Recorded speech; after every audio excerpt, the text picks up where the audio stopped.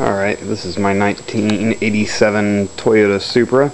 I'm going to answer a few of the questions that people have been asking me about this. As you can see, this is how I did the motor mounts, and this is my exhaust.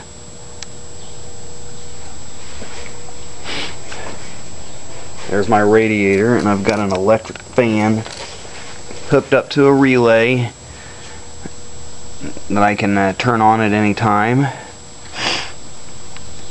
Distributor, a fuse panel down here that I use to power different type of accessories. Just simple switches to turn it on and off. A lot of people have been asking me about how do you hook up a drive shaft? What did you do about a drive shaft?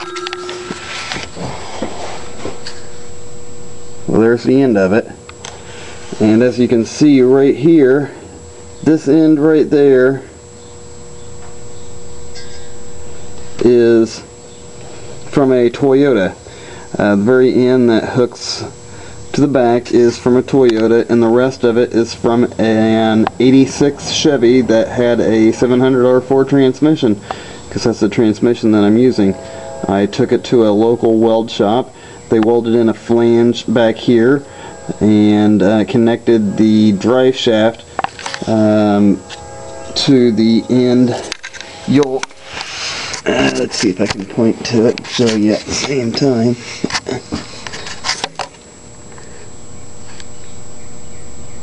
Yeah, right there.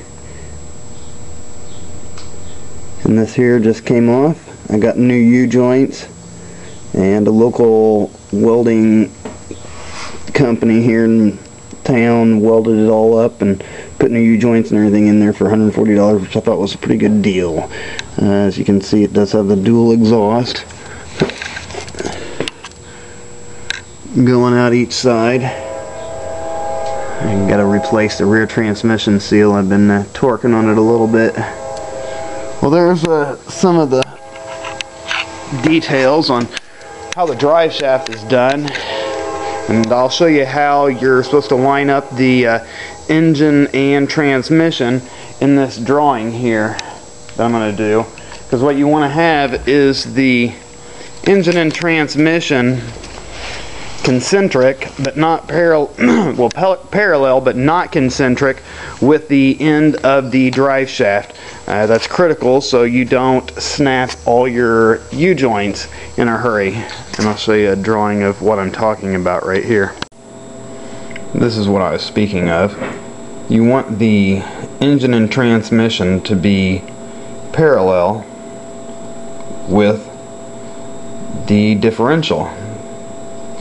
So the drive shaft and the U-joints have some rotation and don't snap off. What you don't want is the engine and differential to be equal to each other, to where the drive shaft is straight, or they call concentric. You don't want that, but you do want it to have something of an angle, but you do want each one of them to be parallel with the other.